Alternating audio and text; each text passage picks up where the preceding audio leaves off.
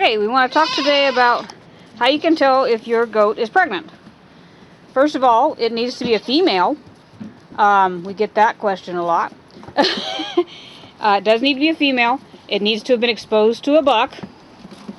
We get that question too.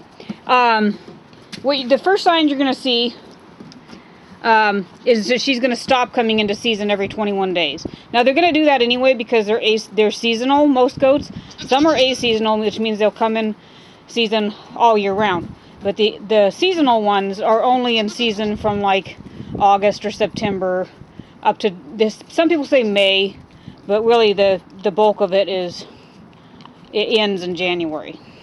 For us, anyway.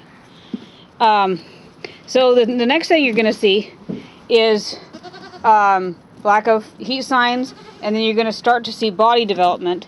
So the first thing you may see is the little rump back there. The little lady parts are going to start swelling.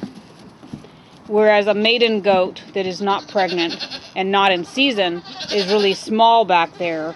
One that's pregnant and due soon is going to start swelling more and more as we go along. There's some in-season behavior right there. Naughtiness and mounting, even with females. And so then this one is 3 months along, and you're going to see that on her right side, which is where the kids are, it's larger.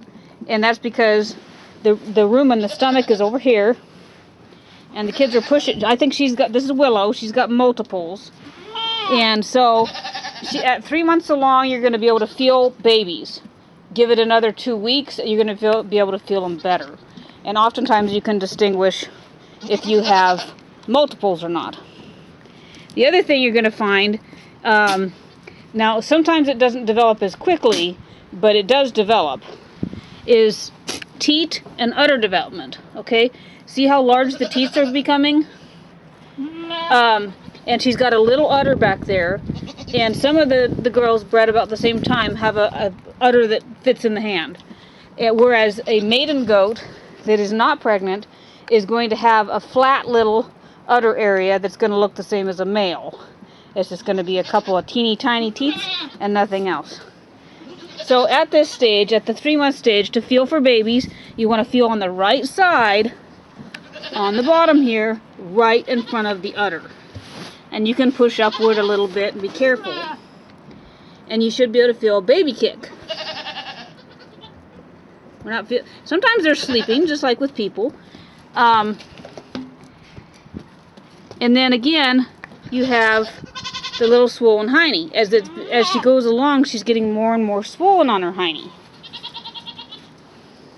Yeah, I know, you're incensed.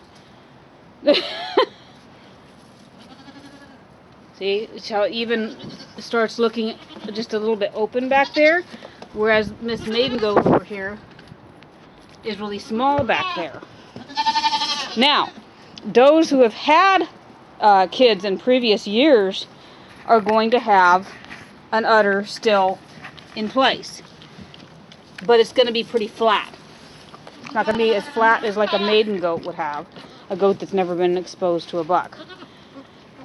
But they're going to have more, so you can't entirely say, oh, it's got teat development and an udder. It won't be completely and totally flat. More breeding behavior. Thank you, Nala. You're ruining my video.